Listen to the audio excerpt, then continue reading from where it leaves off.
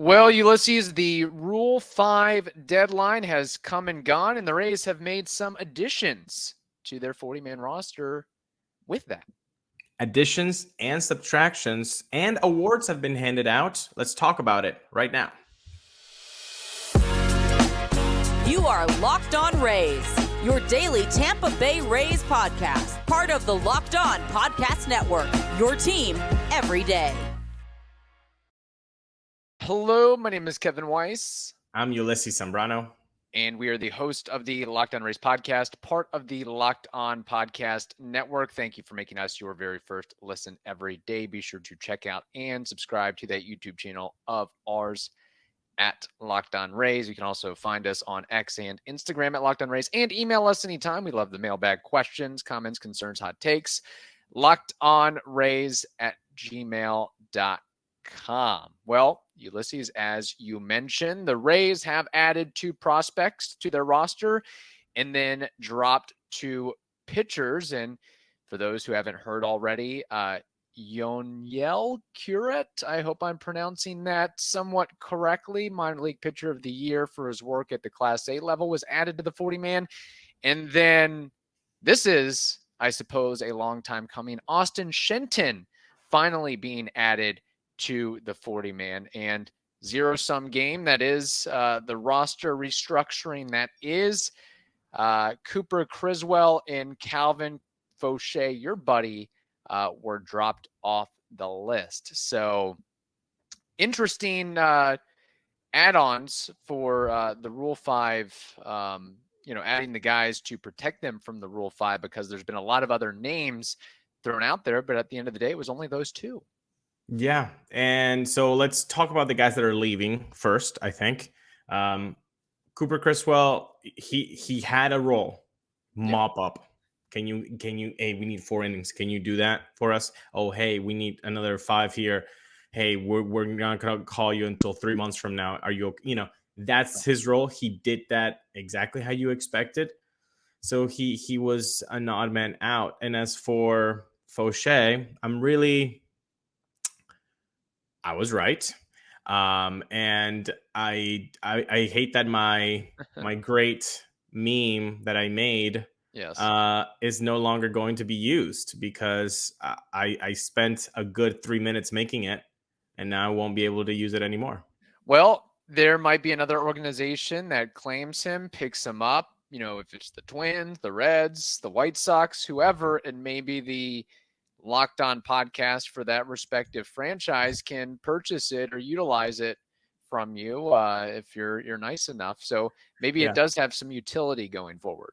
Can their royalties be done through memes? Because I'm in, buddy. I know if there's not, some lawyer or lawyers should be getting on that to make that happen.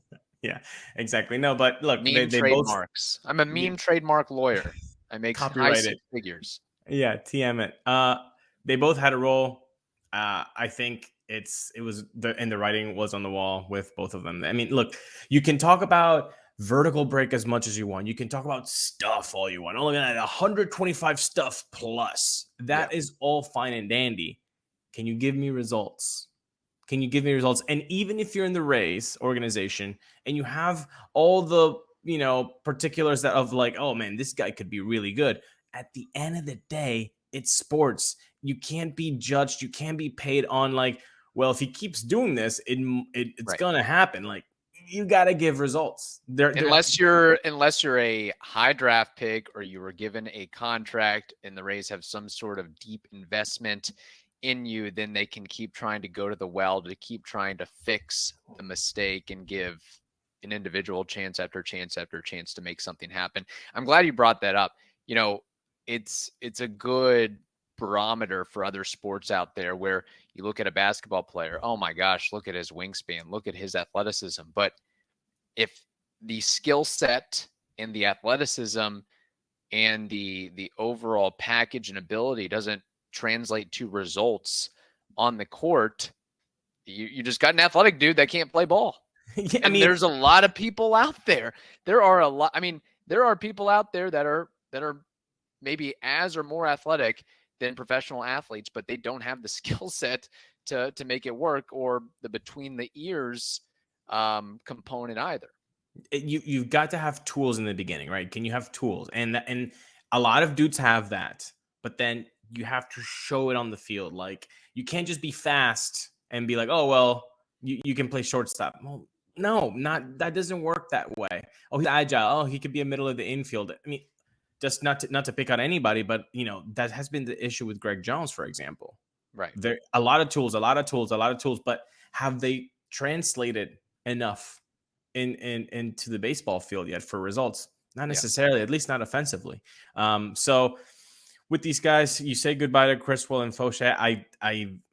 I don't doubt that being Rays pitchers, they're actually going to get more looks than other guys that had their results, just because they have that cachet of being Rays pitchers. Right. So I wouldn't be surprised if they get picked up. Yeah, it's like, well, the Rays saw something in them. Maybe we can kind of tap into that and find something as well. Maybe they just had a rocky moment here or there, and maybe they can fix it with this new organization. But yeah, it's one of those things, like, for example, a quarterback, great arm strength, but he's got terrible accuracy, or he holds onto the ball too long. That's a problem. That's trouble for you there. So, yeah, good summary on the pitchers that were dropped off. We have a little discussion on the additions to the 40-man. But first, we have to tell you this. Score early this NFL season with FanDuel. They are America's #1 sportsbook. Right now, new customers get $150 in bonus bets with any winning $5 money line bet. That's a 150 buckaroos if your team wins. So if you've been thinking about joining FanDuel, why wait? There's no better time to get in on the action than this very moment. The app is incredibly easy to use, and there's a wide range of betting options such as spreads, player props, over-unders, and more. So visit FanDuel.com/LockedOn, LOCKEDON, to kick off the NFL season. I'll repeat it again, FanDuel.com/LockedOn to kick off the NFL season. FanDuel, they are the official partner of the NFL. All right, so getting into Austin Shenton and Yuniel Curet. Shenton, it's amazing. When I heard the news that he was added to the 40-man, I thought, wow, he has been in the organization for quite some time now. I believe it was essentially 4 years ago, or 3 years ago. I'm losing track of time. July-ish of 2021. He's been around the block for a little bit in that since that JT Chigual trade. And I know there's been some issues with injury and inconsistency, but it's good to see a guy that showcases and performs at AA and AAA. I mean, the numbers speak for themselves as far as a 300+ batting average, 29 home runs, 99 RBIs, basically 1,000 OPS. There's not really more you can show or do to get that opportunity. And I'll say this also about Austin Shenton and Curet. It's why we can't just be a slave to the prospect rankings, because entering the season, according to FanGraphs, Curet and Shenton were ranked the 32nd and 41st prospects, not in baseball, but on the Rays organization. I know other outlets had them like in the 20s. I just wanted to put that out there as food for thought. And then as far as Curet goes, he really only pitched an A ball this past year, but according to, the numbers are very impressive. Strikeout, ERA, all that. But I think it's his elite high intensity fastball that has the Rays salivating, and they didn't want another organization to come in and swoop him up before he realizes his full potential. I think Shenton of the two was the least surprising. We talked about it on our episode, as we agreed that he should be protected in this round, and he was. Look, I don't think when you have 30 homer power in 130 something games, 1,000 OPS, like when people say like, oh, can you look at this prospect? Should he help the Rays? And throughout the season, we get those questions on mailbags. Why haven't they gotten this opportunity? This is the type of numbers you have to put up to even be recognized. Like you have to be above and beyond the competition, so far ahead of them that they look at you. Because again, your numbers are going to take such a dent once you get to face major league pitching and like major league world and all of the culture shock that involves, that you really have to be not a step up above, but like 7 steps above. Right. No, that's a great point. And it's one of those cases too, which, by the way, just for fun sakes, before the season in the FanGraph rankings, Shenton was sandwiched between Chandler Simpson and Alexander Alberto as the top prospects in the Rays organization. And we had talked about this before, stuff, ability, athleticism, talent. I mean, Shenton has that as a professional baseball player for sure. But if you read his scouting reports, it'll say, oh, he's stiff. He can't play third base. He's going to just move to first base. He's thick. But he performed and he exhibited that. I just like to see that a guy that put up those types of numbers gets at least a shot, an opportunity, and a well-earned promotion, if you will. I mean, it's very rare to even be on a 40-man roster. And it's also good to, maybe the Rays see him as he's getting there. He's finally healthy and adds another component as a lefty bat. And that they might see something in him, proprietary internally beyond the public-facing numbers that say, other prospect websites, they've got him way too low. We love this kid. Absolutely. And we know that they have, their own way of looking at things with their own proprietary data and information. But, thinking about this while we're talking, one of the things that kind of was shocking in the 2023 season was the dealing of Kyle Manzardo, the first base prospect, who is killing it with the Guardians and Fall League and all that. Hope everything turns out well for him.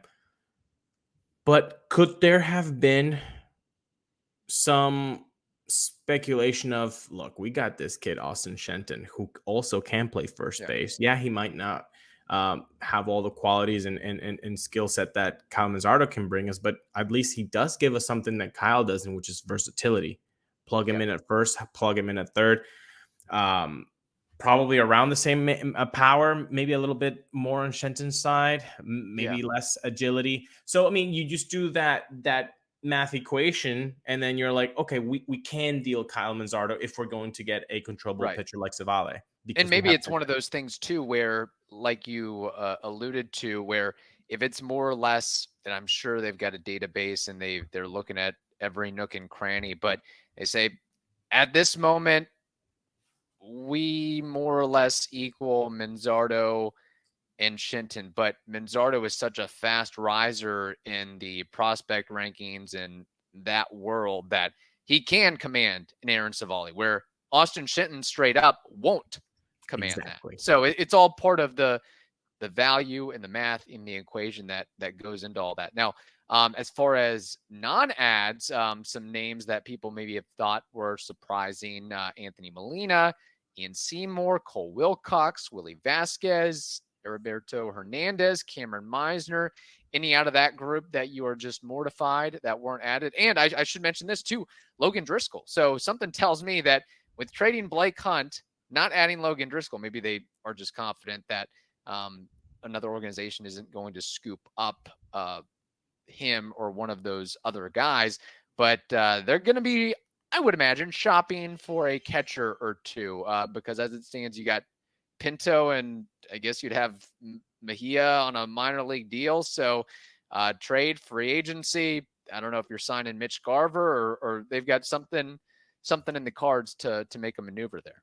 Well, I wouldn't say I was shocked by the people that were left out, but I think it does. I agree with you. It does kind of point in the direction that if you're not really protecting Logan Driscoll and you're trading away Blake Hunt, that you are looking for a catcher, which obviously, that was an area of need in 2023.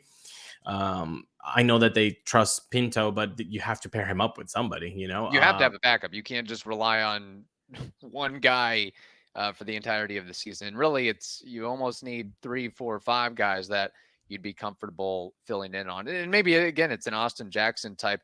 I don't want to get my hopes up and say a name, a recognizable name No. that Let's go. that would be exciting. But they're gonna have to fill some role there with somebody. Yes, they're going to. Somebody's going to be brought in. Then there's going to be a competition between that new person, Logan Driscoll, and Jackson.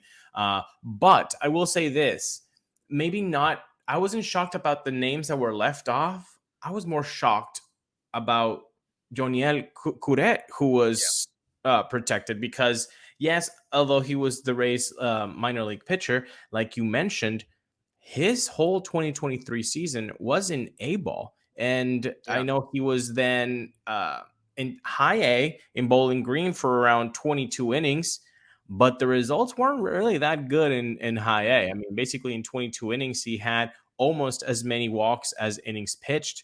He had a 4.50 plus ERA. So the first step up that he did, the results weren't there, which is fine. He's only 21 years old. There's plenty of time to develop, and he's in the Rays organization. These are all good things. He's got the stuff, like you said. But it's amazing that a guy that young and that low in the totem pole would get protected. This only speaks to, like you said, the proprietary information, the database. That thing must love what Curet's stuff is, because to use a 40-man protection on a guy who's hasn't been pitching above high A, it's unreal, honestly. Yeah, it really is. And yeah, it was kind of a little bit of night and day between low A and high A. And I think it's also a thing of, I mean, I remember when Greg Jones was added to the 40-man, I don't know if his numbers were salivating. I know they haven't been since, but it could be a case of this guy is so young and so green. The tools are so good that we have enough time to refine it. And we really see a big jump between his 2023 season and 2024 season, where you're seeing guys get moved up quicker and quicker for one reason or the other. So maybe it's a case of they have some intention on him either pitching in the very high minors or at the majors sometime this upcoming season. And with pitchers, definitely. I mean, you can strike out a major league pitcher even if you're a wild 21-year-old. So yeah, that makes sense. But still, it was a name that really did impact. I didn't have him on my bingo card, quite frankly. No. I may have had Austin Shenton. I may have had Logan Driscoll. I may have had like an Ian Seymour. Some of the familiar characters that we've heard. Anybody who tells you that they had Curet in their bingo card is a liar. Yeah, is a liar. Exactly. Yeah. And for the record, I mean, this was already done previously and retroactively, but Jacob Lopez is a part of the 40-man roster, and of course, Junior Caminero as well. So young guys part of the group. All right, so there it is for some of the Rule 5 information. I'll be curious to see if the Rays, when the Rule 5 draft comes and goes, if they'll add somebody from another team. That remains to be seen. Also this week, it is award season and seemingly awards week. Over the span of a couple days, we've seen Rookie of the Year get handed out. We've seen Manager of the Year get handed out. We've seen Cy Young get handed out. We're going to see MVP get handed out. Maybe Yandy Diaz can finish in the top 5 for the first time, or for being the first player in Rays history to be able to do that. I believe Evan Longoria finished 6th previously. So things to watch out and look out for there. I guess most notably, Kevin Cash was 3rd in the Manager of the Year voting. So it kind of aligned how we expected, where Brandon Hyde would win it, Bruce Bochy would be the runner-up, and then Kevin Cash in 3rd. And then also, interestingly, our buddy, our friend, oh man, we have some thoughts on him. Blake Snell won his 2nd Cy Young in the big leagues, in the National League. One of very few players in Major League history to win a Cy Young in both the American and National League, in 4 or 5 years apart, since his first one was won in Tampa Bay. And good timing for him because I believe he's a free agent as well. Yeah, a lot to unpack there with all those awards. First, let's show how the manager of the year voting came in. I think we both agreed that Brandon Hyde was going to run away with it. Yeah. I didn't see Bruce Bochy getting second, but it was a close call between 61 points and 52 for Cash. So that actually makes it the fifth time out of 6 years where Cash is in the top 3 of the Manager of the Year award. So very good for him. That is awesome. This guy is, I think, under his last year of his guaranteed contract. I'm talking about Kevin Cash. And then I think the Rays have an option on him for 2025. Seeing a guy that is perpetually in the top 3 Manager of the Year award. Yeah. Craig Counsell just got PAIDDD. Yeah. So he's making more than basically every Rays player. I mean, $8 million per year. So he's making Yandy Diaz money as a manager. So what do you do if you're Kevin Cash and you're I mean, what are you thinking right now? Are you thinking, hey, I love being home with my family. The Rays are a great organization. I am incredibly comfortable. I like jogging in St. Pete before game time. I'm comfortable. Or are you looking at that saying, if Counsell can get 8 and he's never been to a World Series, what can I get in a couple years? I would think up there at 8, I mean, that's setting the new market, just like, I mean, football players and baseball players and basketball players, where a quarterback gets a $400 million deal. Okay, that's the market now for what you franchise quarterback. So as one of, if not the best manager in all of baseball, by various metrics, I would say, I want, $6 to $8 million AAV. And I guess the question is, would the Rays pay that for a manager? They say, no, our limit is like 3 or 4. So it brings up an interesting point now with Craig Counsell, uprooting things to some extent. If Kevin Cash will in fact be the Rays manager when the new stadium opens in St. Petersburg in 2028. And I think that's it's just something to ponder, people. Yeah. I want you to leave it in the comments. Do you think, first of all, that Cash deserves $8 million like Counsell, which I think he does? Yeah. And 2, if you think that the Rays would ever even come close to that, because if they don't, then what's their limit? If $5 million is their limit, can Cash look at himself and his family and be like, okay, $5 million is better than 9 because we're here together and all that, uproot it, yada, yada, yada. I don't know. Something to consider for sure. Question. Do you think any manager is worth $8 million annually? In today's game? Way too high for the best manager in baseball. What should they be making in your eyes? Is it in today's $5 million? Game, is it $12 million?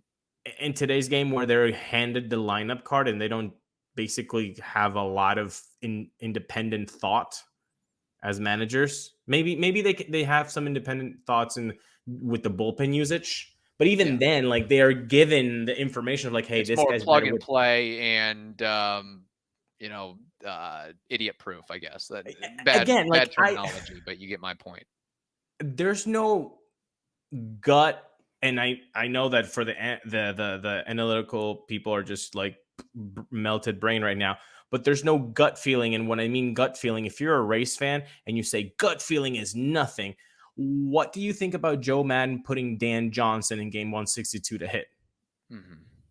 Did it make sense in the numbers? No, it made absolutely no sense. But you just have a little bit of touch. You have a little bit of, I want this. This is going to be good for him. This is a good spot. There is no, I don't know when is the last time that Kevin Cash did a move like that, where he was like, no, this is me. I'm feeling it. I'm feeling the game. I'm feeling the player. I'm leaving. No, he left Josh Lowe off the roster in game 1 in the lineup against a lefty. A dude that was killing lefties in September. Just because. So no, to answer your question, no, I do not believe that a manager in this day and age should get $8 million because all they're doing is just passing the homework from the front office and then Right. just putting it Copying and pasting, more or less. Yeah.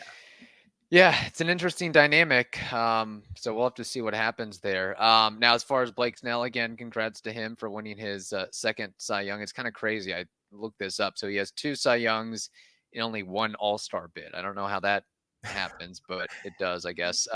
234 strikeouts and 180 innings pitched this season. A major's best 2.25 ERA. Went 14-9. The 7th pitcher to win the prestigious award in both leagues. That's awesome. Gaylord Perry, Roger Clemens, Pedro Martinez, Randy Johnson, Roy Halladay, and Max Scherzer. And I guess if you're a Debbie Downer and you like to look at things negatively, you can say, oh boy, that trade with the Padres back in the day, Luis Patino, no bueno. Francisco Mejia, somewhat bueno. Blake Hunt, I love Blake Hunt, but he's no longer part of the roster. And then all our cards are now on Cole Wilcox to be a superstar, who has a 5 ERA plus in his minor league career and has been riddled with injuries. I think even if you're the most positive person on the planet and you're a Rays fan and you're still holding on to that the Blake Snell trade was a good idea, geez, wake up. Yeah. And it's okay. Like the Rays front office cannot be perfect because they are human beings. They're not stat points on a sheet. The Rays front office is comprised of men and women who think rationally, irrationally, and they try to look at the data as good as they can. And they're the best in the biz, but they're going to make mistakes. The Blake Snell trade was a mistake, and that's okay to say it. That's okay to say. And then if you want to be like, oh, well, the money that they had already signed him to, that would have been really constricting to the Rays. They signed Tyler Glasnow for $25 million. They're paying Manny Margot $10 million a year. Yeah, I really don't think the money thing was such a big deal. I think it was, I guess there were question marks about his lingering or ongoing health, but I still have strong belief, and I guess I'd have to hear it from the horse's mouth, somebody within the organization, but just some bad blood and bad chemistry after the whole World Series game. And then Tommy Pham, some of the comments made, it just felt like it was going to be a bad fit, a bad marriage going forward. So they got what they could get, which at the time is like, hey, you got essentially 4 top 100 prospects. You got a guy that has an injury history, and he's kind of being a malcontent, maybe. Let's kick this off. Let's make this move. Yeah. And so it was done. But look, Mejia was great for the Rays for a while for what he did. But the whole trade itself, I think it would be really you'd be a horse with blinders on if you think that no, it was fine. It still had merit. No, it doesn't have merit anymore. You can't win them all. I mean, Alabama football doesn't win every game, so things happen there for sure. Blake Snell, quick hitters here. Does he win another Cy Young in his career? I think that would be very difficult. So I'm just going to go and err on the side of caution and say no. Does he sign a contract of at least $200 million in free agency this year?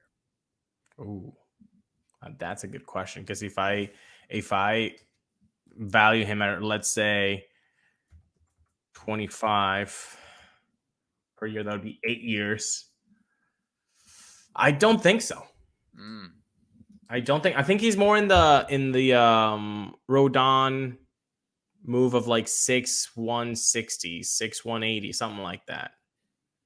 Does Carlos Rodon have 2 Cy Youngs though? No, he don't. But hey, 180 for 6 years is $30 million a season. Like that's chunk of change. Managers are getting $8 million a year now. Yeah, except for cash. Yeah, except for cash. Yeah. I think Boris is really gonna push hard for getting at least $200 million. So I'm gonna say I'm gonna say hold or more than $200 million. Okay, let's do that. Okay, I'm going under just because I think the whole 5-inning and dive thing is going to, and the walk thing is going to be a detriment for him. We'll see. It'll be interesting to see how that shakes out as well. All right.